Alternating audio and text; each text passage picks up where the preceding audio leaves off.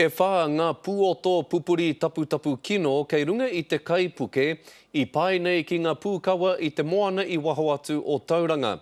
He ai ki te rōpū haumaru moana, kei te māharahara tia aua pūoto, anei te ro ngā ke o ngā kōrero ia Hinarangi Goodman. Kei te tipu te māharahara nui ki wainga i ngā iwi kāinga o Tauranga moana. Nā te āhua e mautonu nei tēnei kaipuke, rā ki runga i ngā toka o Astrolab. Hei tā hauata pāma o Ngaiterangi, ka tahi nei te mea tino wetiweti, i nā rere tonu ai ngā hinu, mai taua kaipuke, ki roto o te moana. A te rā hoki mō ngā rawa kikino, kei runga i āia. Ko te tino a wangawanga kei te iaia nena, kei te tītaha te kaipukera.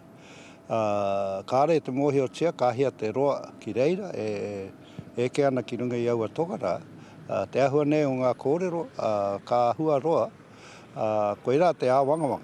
Well, the Maritime Union of New Zealand are extremely concerned, along with all the iwi and the family around here. You know, it's high and dry.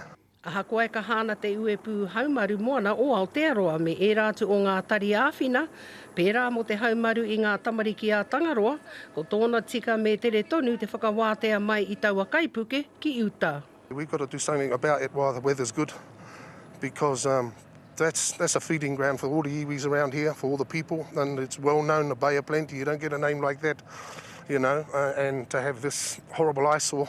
Te tino hia kia tango hia taua kaipuke, kia tere te tango, te tango rānei i ngā containers kei runga, kia kore ai e makere ki roto i te wai. Ko te pātai nui ke i tēnei wā, nā te mea e hara ko tēnei te wā tuatahi, i raru ai tēnei kaipuke. He hai ke i mau ai ki runga i ngā toka o Astrolab. With today's technology, it is absolutely unheard of. Well, you shouldn't be doing this. I tēnei wā kei te ata tiro hia tonu e ona mana, me pēhea e tae ai te whakatika i ngā raru, kua pue ake nei. Ko Hinarangi Goodman, mō te karere.